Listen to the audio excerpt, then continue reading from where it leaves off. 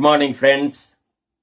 ఇప్పటి వరకు నేను చేసిన వీడియోలన్నీ కూడా సమాజానికి ఉపయోగపడేవి, రాజకీయ నాయకుల మీద కొన్ని వ్యంగ్యోక్తులతో, సునిశిత విమర్శలతో కూడుకున్న వీడియోలు, ఎక్కువగా వైవిధ్యమైన వీడియోలు, ఈ సమాజంలో నివసించే ప్రజలకి అంతో ఇంతో ఉపయోగపడే వీడియోలే.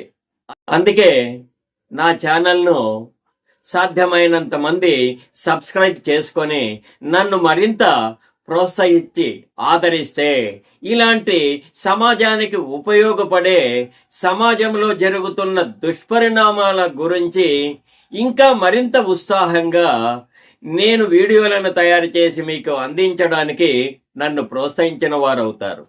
దయచేసి నా వీడియోలన్నిటినీ లైక్ చేయండి, మీ అమూల్యమైన కామెంట్స్ నాకు అందించండి, మీ బంధుమిత్రులకు షేర్ చేయండి. సబ్స్క్రైబ్ చేయని వారు దయచేసి సబ్స్క్రైబ్ చేసి నన్ను మరింత ప్రోత్సహిస్తారని ఆశిస్తున్నాను. బయోడైవర్సిటీ, జీవ వైవిధ్యం. ఈ భూమిపై అన్ని జాతులకు, అన్ని జీవాలకు, అన్ని ప్రాణులకు జీవించే హక్కు ఉంది. ఈ ప్రకృతిలో, ఈ భూమిపై ఒక ప్రాణి మరొక ప్రాణి మీద ఆధారపడి తన జీవనాన్ని కొనసాగిస్తాయి.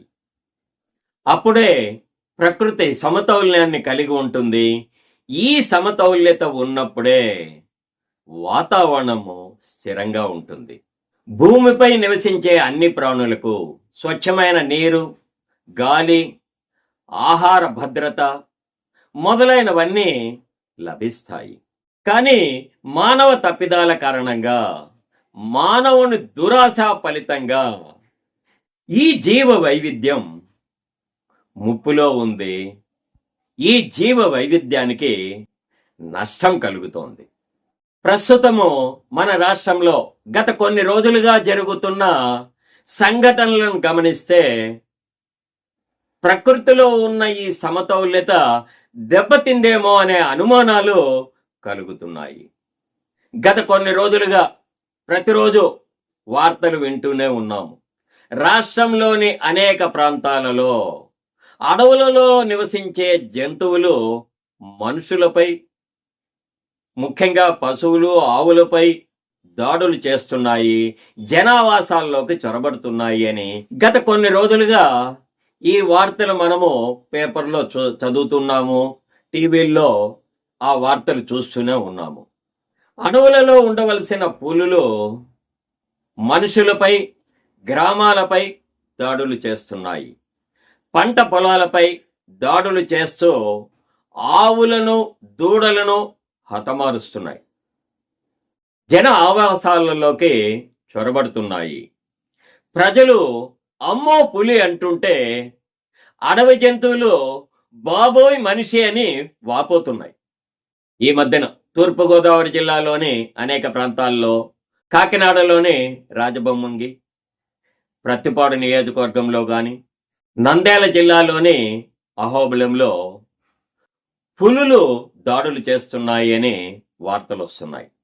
తోటల్లో సంచరిస్తూ ఆవులు, దూడలను చంపుతున్నాయి అని. ఇక చిరుతపులులు కూడా రాష్ట్రంలోని అనేక ప్రాంతాలలో జనావాసాల్లోకి వచ్చి ప్రజలపై, పశువులపై దాడులు చేస్తున్నాయి. ఈ మధ్యనే అనంతపురం జిల్లాలోని నార్పలలో ఒక చిరుతపులి 2 మహిళలపై దాడులు చేసింది. ప్రకాశం జిల్లాలోని గిద్దలూరు మండలంలో ఆవుపై దాడి చేసి ఆ ఆవును చంపేసింది. ఇంకా రాష్ట్రంలోని ఇతర అనేక ప్రాంతాల్లో కూడా చెదురుమదురుగా చిరుతపులుల దాడుల సంఘటనలు తరచుగా జరుగుతూనే ఉన్నాయి. ఈ అడవి జంతువులు జనవాసాల్లోకి ఎందుకు వస్తున్నాయి? అడవి జంతువులు జనాలు నివసించే ప్రాంతాల్లోకి వస్తున్నాయా, లేక మనుషులే అడవి జంతువులు సంచరించే ప్రాంతాలను ఆక్రమించుకుంటున్నారా? సాధారణంగా అడవి జంతువులు ఒక ప్రాంతంలోనే తిరుగుతూ ఉంటాయి. త్రాగునీటి కోసం కానీ, తమ ఆహారం కోసం కానీ ఒక రేడియస్లోనే, ఆ పరిధిలోనే అవి తిరుగాడుతూ ఉంటాయి. సాధారణంగా ఆ పరిధిని దాటి బయటికి రావు. ఎప్పుడైతే అడవి జంతువులు తిరుగాడే ప్రాంతాలు అసౌకర్యంగా అనిపిస్తే అప్పుడే అవి తమ పరిధిని దాటి బయట ప్రాంతాలకి, వేరే ప్రాంతాలకి వస్తూ ఉంటాయి. అసలు వాస్తవాలు ఏమి అంటే, మనిషే తన అత్యాశ మూలంగా, దురాశతో అడవులను నాశనం చేస్తున్నాడు, అడవులను ఆక్రమించుకుంటున్నాడు. ఆ ప్రాంతాలలో తాను నివసించడం కోసం కాలనీలు ఏర్పాటు చేసుకుంటున్నాడు. చివరకు కుంటలను, చెరువులను కూడా కబ్జా చేసుకుంటున్నాడు. ఇంకా మనిషి ఆశ చావలేదు. బజార్లో దొరికే కోళ్ళు, పొట్టేళ్ళు, చేపలు ఇవన్నీ కూడా తినడానికి చాలక అడవి జంతువులను కూడా వేటాడి తన ఆకలి తీర్చుకుంటున్నాడు. అడవులలో నివసించే జింకలు, దుప్పులు, కుందేళ్లను కూడా చంపి తన ఆహారంగా చేసుకుంటున్నాడు. దీని ఫలితంగా అడవుల్లో ఉన్న పులులు, సింహాలు, చిరుత పులులకు ఆహారం లభ్యత కొరబడుతోంది. అందుకే జనవాసాల్లోకి వచ్చి ఆవులపై, మేకలపై దాడులు చేసి తమ ఆకలిని తీర్చుకుంటున్నాయి. దీనికంతటికీ కారణము మనిషి యొక్క అత్యాశ అనే ఆకలి. కనీసం ఇప్పటికైనా ప్రభుత్వాలు గమనించండి. అడవి జంతువులు మనుషులు నివసించే ప్రాంతాల్లోకి రావడం లేదు. మనుషులే అడవి జంతువులు తిరుగాడే ప్రదేశాలను ఆక్రమించుకుంటున్నారు. అది రియల్ ఎస్టేట్ కోసం కావచ్చు, మైనింగ్ కోసం కావచ్చు, ఇంకా భూ కబ్జాలు కావచ్చు, చెట్లను నరికి కలపగా చేసుకోవడం కావచ్చు. ఈ విధంగా అడవులను తన దురాశ కోసం నాశనం చేస్తున్నాడు, అడవులను ఆక్రమించుకుంటున్నాడు. అందుకే అటవీ చట్టాన్ని మరింత పటిష్టపరచవలసిన అవసరం ఉంది. అడవులు మానవులకు అందుబాటులో లేకోకుండా కఠిన నియమాలను ఆ చట్టాలలో పొందుపరచాలి. అడవి జంతువులు అడవులలో సురక్షితంగా, సౌకర్యవంతంగా జీవించడానికి అడవులను అభివృద్ధి చేయాలి. వాటికి అడవులలోనే ఆహారము, నీరు సమృద్ధిగా లభిస్తే జనావాసాల్లోకి ఎందుకు వస్తాయి? ప్రభుత్వాలు ఈ దిశగా చర్యలు చేపట్టండి. ప్రస్తుతం మన రాష్ట్రంలో అటవీ శాఖ deputy chief minister Shri Pawan Kalyan గారి ఆధీనంలోనే ఉంది.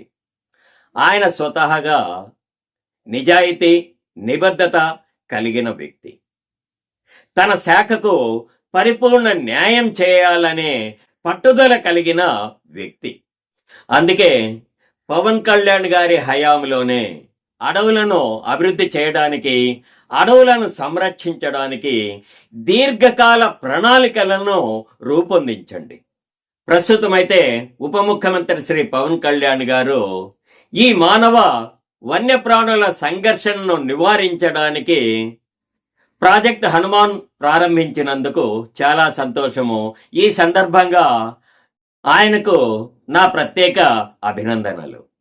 ప్రాజెక్ట్ హనుమాన్ ద్వారా అంతరించిపోతున్న వన్యప్రాణులను సంరక్షించడం, వాటికి అటవీ ప్రాంతాలలోనే తాగునీటి సౌకర్యాన్ని కల్పించడం, ఈ వన్యప్రాణుల దాడుల నుంచి మనుషులను, పశువులను కాపాడడం లక్ష్యాలుగా నిర్ణయించారు.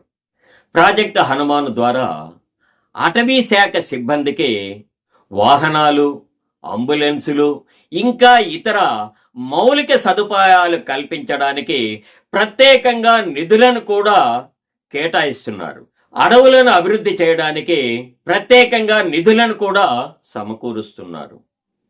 కొంతమంది ఆదివాసీలు, గూడెం ప్రాంత ప్రజలు ఇప్పటికీ కూడా అడవులపై ఆధారపడి తమ జీవనాన్ని కొనసాగిస్తున్నారు. ఈ ఆదివాసీలకు, గిరిజనులకు ఇతర జీవనోపాధి సౌకర్యాలు కల్పిస్తే ఈ అడవుల మీద వారు ఆధారపడకుండా వారు ఇతర మార్గాల ద్వారా తమ జీవనాన్ని కొనసాగించేదానికి వీలవుతుంది. ఆ దిశగా కూడా కొన్ని చర్యలను చేపట్టండి. అటవీ ప్రాంతాలను అభివృద్ధి పరచడానికి, నాశనం కాకుండా కాపాడడానికి స్థానిక సంస్థలు, అటవీ శాఖ, పోలీస్ శాఖ చొరవ తీసుకొని సమన్వయంతో దిద్దుబాటు చర్యలను చేపడితే ప్రకృతిలోని ఈ వాతావరణ సమతౌల్యతని కాపాడిన వారవుతారు.